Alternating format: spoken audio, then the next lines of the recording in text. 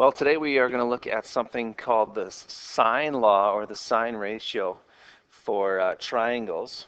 And before we even get into that, I just want to remind you about some things that you should already know.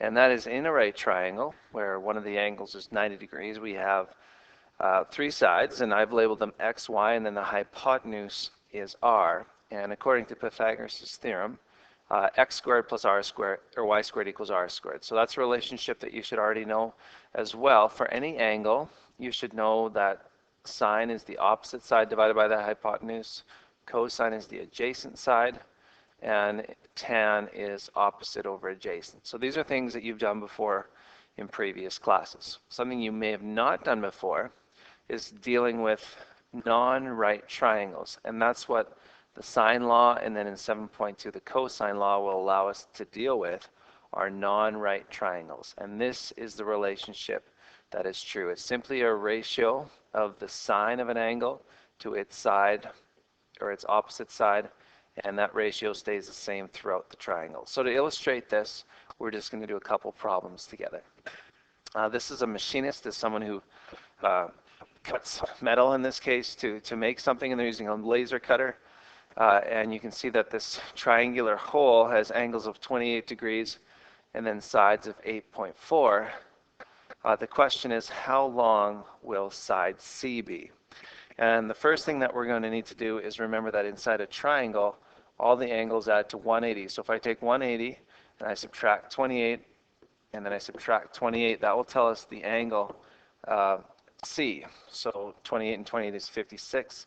Subtract that from 180 and you're looking at 124 degrees would be the measure of that angle. So the sine law says this, that if I take side C and I divide it by the sine of the angle that's opposite, which is the 124 degrees, that's the same as taking side A, 8.4 centimeters, and dividing it by the sine of angle A, which is, or angle A, which would also be 28 degrees. And then we're going to solve for C. So I'm just going to color code here a little bit to help us see what we would do next. I always put what I'm looking for in the top left-hand corner, because the next step will always be the same. To isolate that variable, or to get C by itself, I'll need to multiply both sides by the pink, by the sine of 124. So on the left-hand side, they cancel out to equal 1, or divide to equal 1, and we can now type into our calculator the value of C. Making sure your calculator is on degrees mode, otherwise you won't get the right answer.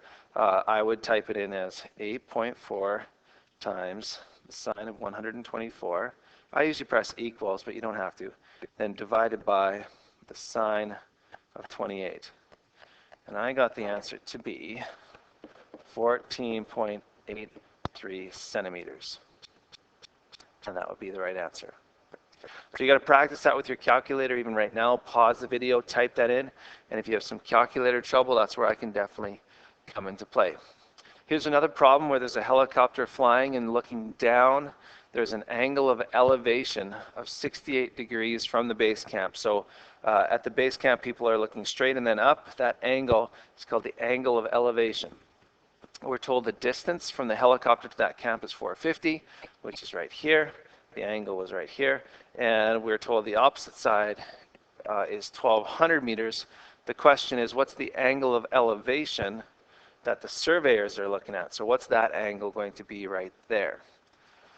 So the sine law tells us that if we're looking for the green, and I'm going to use capital C to represent that angle, and whenever we're looking for the angle, we're going to use the sine. So the sine of angle C over its opposite side, which is 450 meters,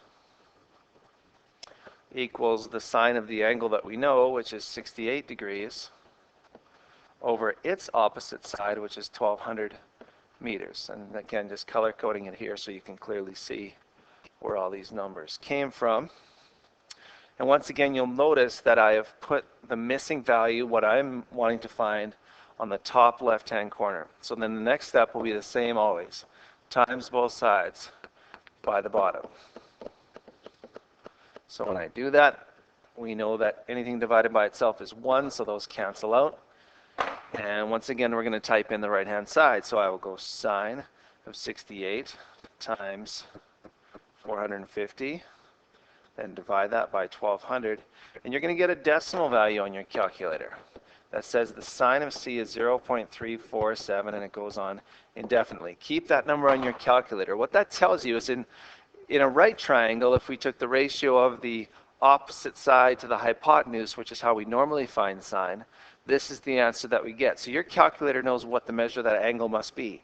To access that, you're going to have to press second function or shift sine, and when you press that, you should get that angle C is 20.3 degrees. And again, this is where you've got to practice with your calculator enough so it becomes easy, and with repetition, you will find it to be quite easy. Here's another question, very similar. I don't even need to read the question. I see right away I have an angle. I have its opposite side. I have another angle. I need to find its opposite side. So it's very same problem.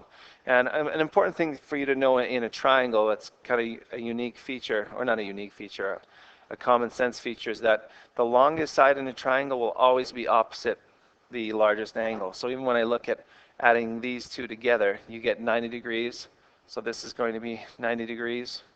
I know that this side is going to be longest side, and we're supposed to estimate B, so we wouldn't even need to worry about that. But when you consider triangles, it's a fact that you can always take into consideration. So you know what to do now. I mean, you've been doing it all year. Get the definitions down, practice, do the check. Don't forget about other responsibilities for this unit. And most of all, get it done on time so that you can feel good about what you're doing. Otherwise, that's it, and I will help you as you work.